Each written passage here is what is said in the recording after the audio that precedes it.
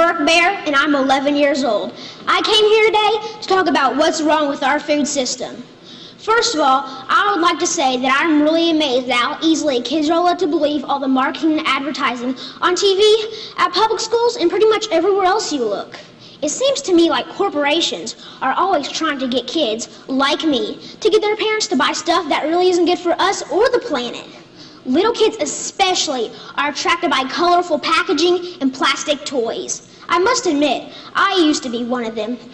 I also used to think that all of our food came from these happy little farms where pigs rolled in mud and cows grazed on grass all day.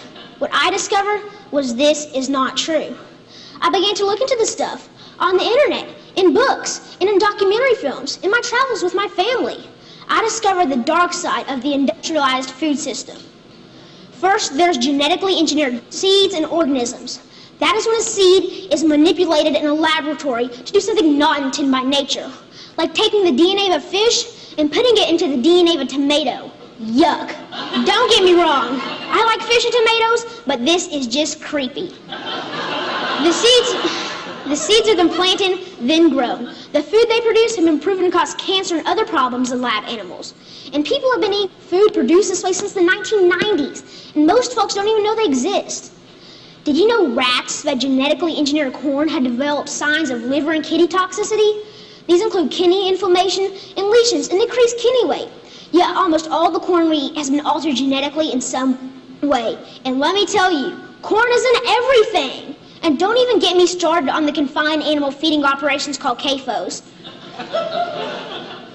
Conventional farmers use chemical fertilizers made from fossil fuels that they mix with the dirt to make plants grow. They do this because they've stripped the soil from all nutrients from growing the same crop over and over again. Next, more harmful chemicals are sprayed on fruits and vegetables, like pesticides and herbicides, to kill weeds and bugs. When it rains, these chemicals seep into the ground or run off into our waterways, poisoning our water too. Then they irradiate our food, trying to make it last longer, so it can travel thousands of miles from where it's grown to the supermarkets. So I asked myself, how can I change? How can I change these things? This is what I found out. I discovered that there's a movement for a better way. Now, a while back, I wanted to be an NFL football player. I decided that I'd rather be an organic farmer instead. That way...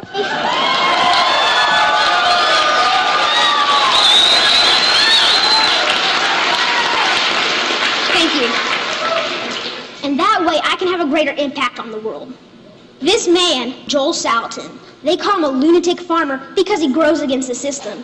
Since I'm homeschooled, I went to go hear him speak one day. This man, this lunatic farmer, doesn't use any pesticides, herbicides, or genetically modified seeds. And so for that, he's called crazy by the system. I want you to know that we can all make a difference by making different choices, by buying our food directly from local farmers or neighbors who we know in real life. Some people say organic or local food is more expensive, but is it really? With all these things I've been learning about the food system, it seems to me that we can either pay the farmer or we can pay the hospital. I